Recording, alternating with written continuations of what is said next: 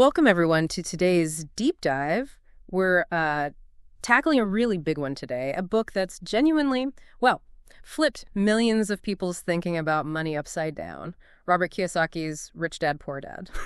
Yeah, it's definitely had a huge impact. It's less a strict how-to guide, wouldn't you say? Totally. More like a fundamental shift in perspective. Yeah. It's really reshaped financial thinking for so many. Mm-hmm.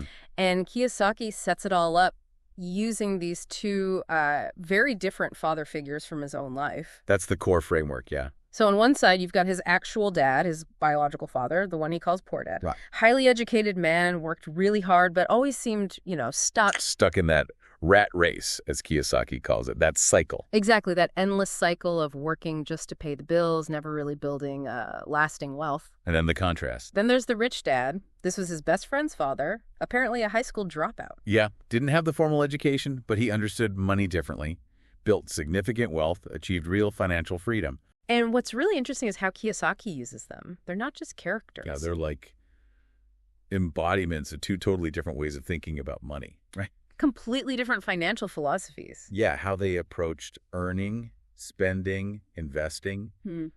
It all lays the groundwork for the book's main message. Which is all about how you think about money, not just how much you make. Exactly. It's the mindset. Okay, so let's get into the heart of it. Kiyosaki's big idea.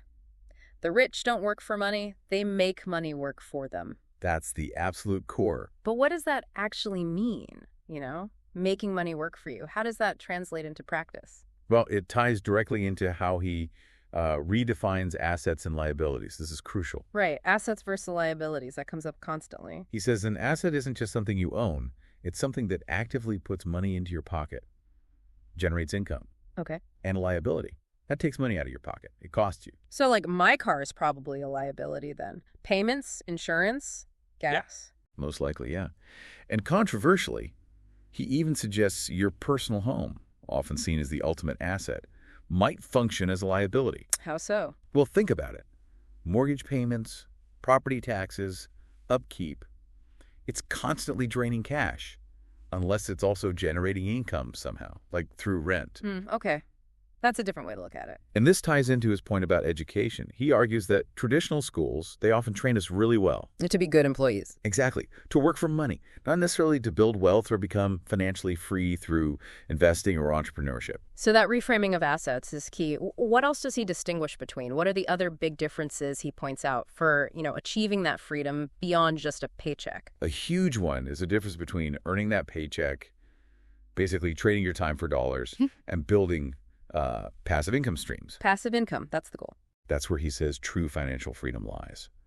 Money coming in from investments, maybe a business you own but don't run day to day, real estate rentals, royalties, income that doesn't require your constant labor. Right. And that's why he hammers home the importance of practical financial education. Yeah. Learning about markets, business, real estate, stuff you don't usually get in school. He definitely values that street smarts, that financial literacy over maybe just fancy degrees alone. For sure. And part of that education is also learning about risk. Not avoiding it entirely, but understanding how to take smart, calculated risks. Breaking free from that fear of losing money. Yeah, the fear factor is big. I also found that mental shift he pushes for really powerful. Stop saying I can't afford it. I guess. And instead asking, how can I afford it? It sounds simple, but what's the psychology there? It's massive. It's about shifting from a mindset of scarcity and limitation to one of, possibility and problem solving. Saying I can't just shuts down thinking. It's a dead end. But asking how can I, that forces your brain to get creative, to look for solutions, maybe new income streams, investment opportunities. It opens things up. Exactly. It's not about buying stuff you don't need, but about finding ways to generate the means. And that naturally leads people towards thinking about entrepreneurship, maybe investing in real estate, things that are central to his philosophy, but again, rarely taught formally. It really does open your eyes to money habits and strategies that just aren't part of the standard curriculum. Absolutely. Many readers say it's the first time they really thought about these concepts. So boiling it all down, Rich Dad, Poor Dad isn't some magic formula for instant riches. Definitely not. It's fundamentally about changing your relationship with money, your mindset, focusing on building those income-generating assets. Building assets. And ultimately creating a pathway to lasting financial freedom, not just temporary wealth. Well said. And maybe that leaves you, the listener, with a thought to chew on. Go for it. Think about it. So many of our beliefs about money, work, and success are just inherited. Things we pick up from family, society, school, often without really questioning them. True. So the question is, what might happen if you started to consciously question some of those deeply ingrained assumptions? Yeah. Could that lead you down a different, maybe more fulfilling path to financial well-being than the one you just sort of defaulted to? Yeah.